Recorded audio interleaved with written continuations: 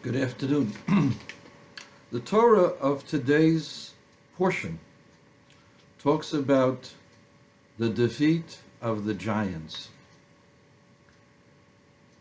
You recall a few weeks ago when the spies headed out 38 years before them, the spies were frightened by the giants.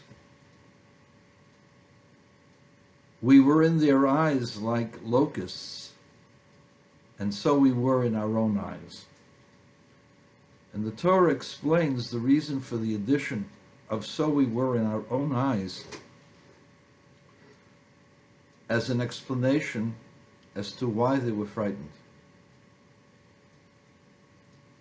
If you're afraid of a giant, that you consider yourself a locust, that you consider yourself a non-entity, then you're doomed to failure.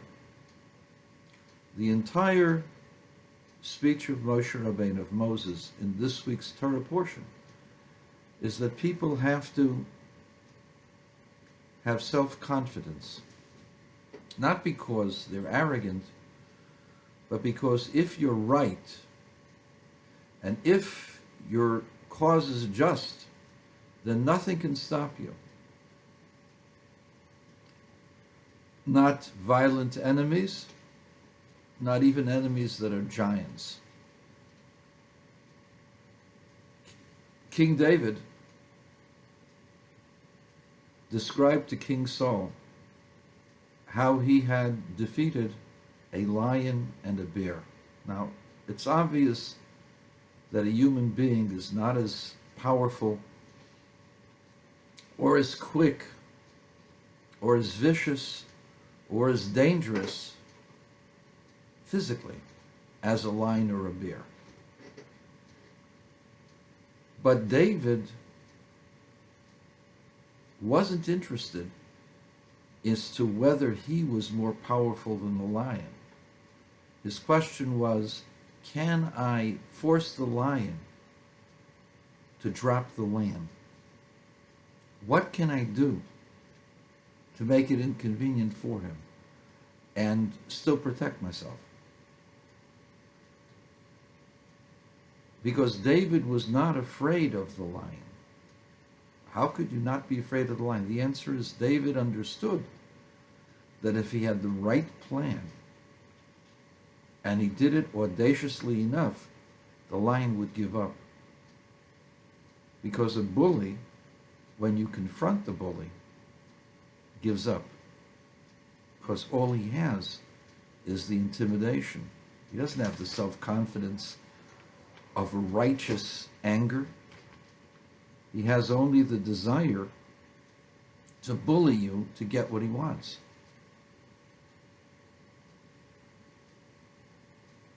In our circle, I mean in our general circle, there's a man who is a hero who has stood up to all of these bullies, especially the bullies in the media. The media consider themselves giants because their reach and their influence is just incredible. But one man has decided to make a stand, and his name is Dr. Zev Zelenko. And I applaud him for that. Despite the fact that he's lost a lung, he's a sick man, and he has to stay away from people in this pandemic, he still treats people, and is still treating people, and is still taking care of others. And now he's been hospitalized with a heart condition. But hopefully he'll be back fighting the good fight.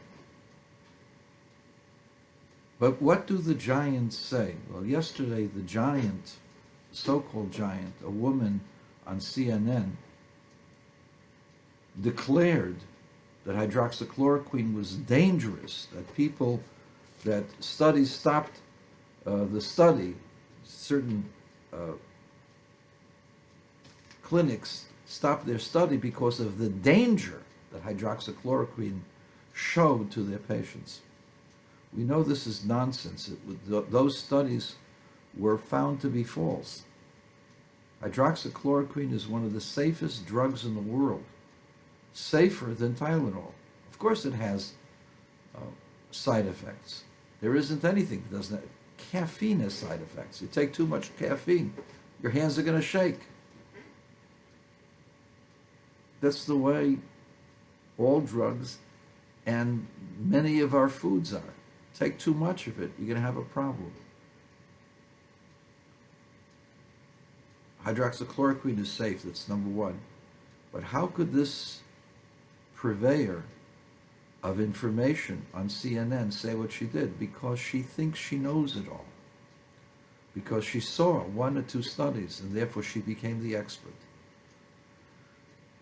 Unfortunately, having an inappropriate blouse revealing cleavage doesn't mean that you have an open mind. You may have an open bosom, but not an open mind. When a person opens their mouth, they reveal that they have nothing there. Hydroxychloroquine not only is safe, but it's the safest drug, almost the safest drug in the market. And those studies are all flawed. And so here is where USA Today, they decided that they have to back up CNN. Is hydroxychloroquine safe? Is it effective? Especially since Henry Ford said it reduced deaths by half, which is better than Remdesivir, or whatever it's called, that costs $3,000 a shot, $3,200 or $3,100 for the regimen of that drug. Hydroxychloroquine costs less than $20. Is there a reason?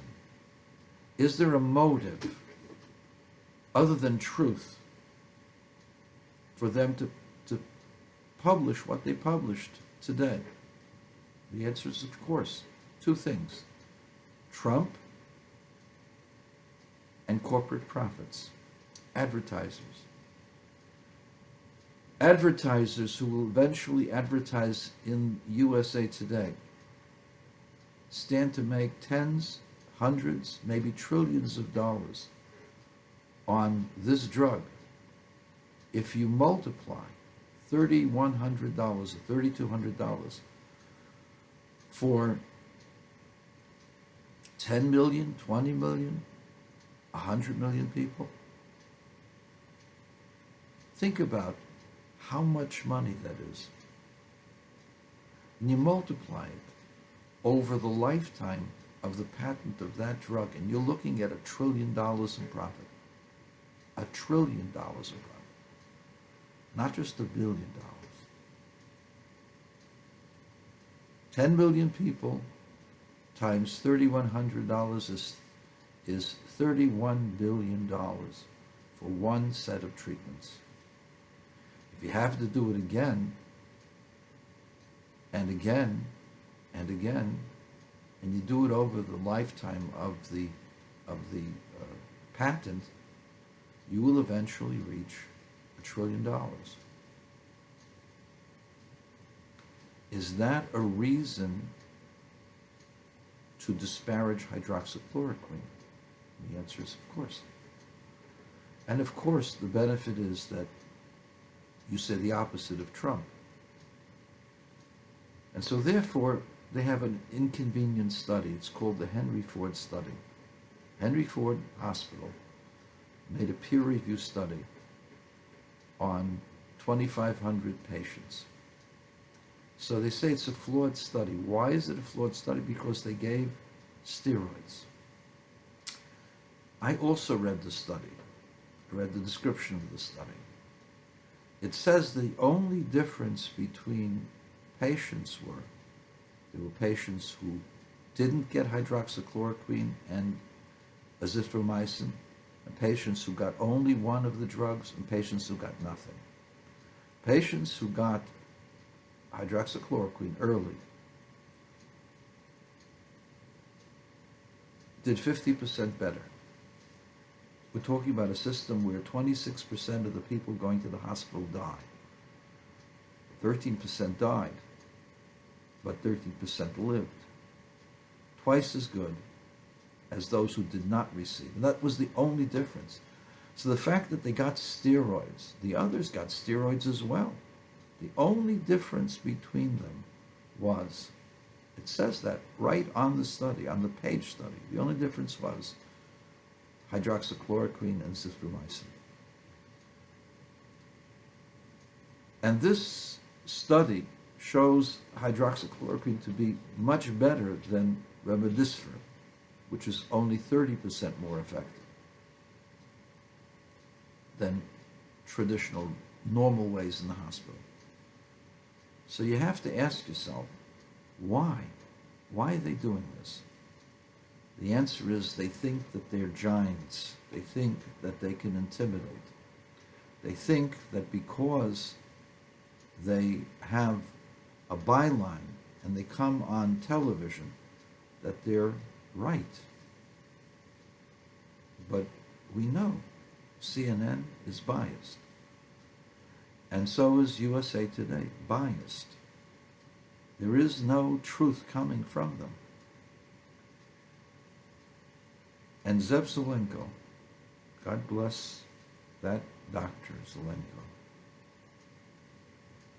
Zev Zelenko has continuously trumpeted and stated that those people who prevent hydroxychloroquine and zinc from being publicized and utilized are mass murderers, guilty of mass deaths. I want you to think about that. Henry Ford had no axe to grind.